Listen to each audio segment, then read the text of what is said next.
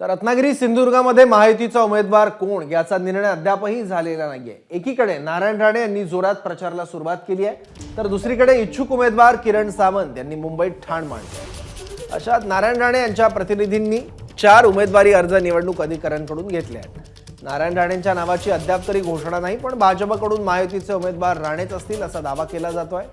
दरम्यान राणे यांच्यासह विनायक राऊत यांनी 4, वंचितच्या उमेदवाराकडून 1, अपक्ष उमेदवाराकडून 1 असे एकूण 17 उमेदवारी अर्ज निवडणूक अधिकाऱ्यांकडून घेतले आहेत। 19 एप्रिलला उमेदवारी अर्ज दाखल करण्याचा शेवटचा दिवस आहे, त्यामुळे उमेदवारी अर्ज दाखल करण्यासाठी केवळ 5च दिवस शिल्लक आहेत। असं असताना महायुतीच्या उमेदवाराबाबत मात्र अद्यापही फैसला झाला नाहीये। तर दुसरीकडे मात्र महाविकास आघाडीकडून विनायक राऊत यांनी प्रचारात आघाडी घेतल्याचंही दिसतंय।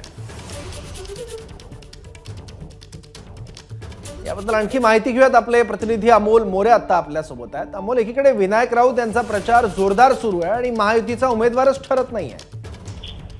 सौरभ, याच पार्श्वभूमीवरची ही डेव्हलपमेंट महत्वाची म्हणू शकतो आपण। याचं कारण असं आहे की जर आपण बघितलं, रत्नागिरी सिंधुदुर्गामध्ये दोन्ही बाजूने दावे प्रस्तावे केले जात आहेत, शिवसेना आणि भाजपकडून।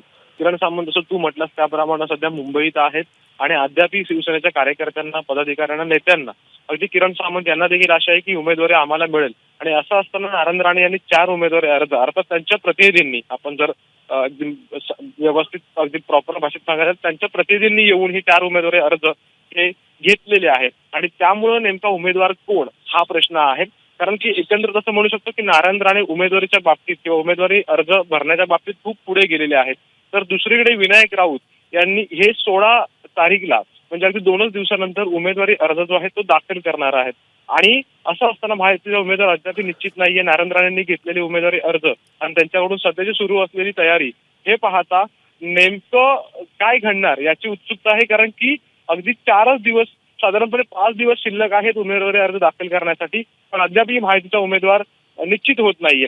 आणि त्यामुळं नारायण राणेंनी उमेदवारी अर्ज घेतलेले आहेत, पण शिवसेनेकडून मात्र कोणीही उमेदवारी अर्ज अद्याप तरी घेतल्याची माहिती मिळत नाहीये।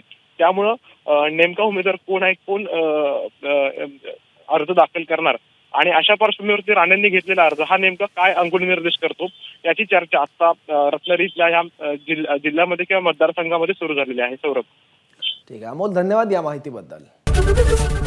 एबीपी माझा, उघडा डोळे बघा नीट।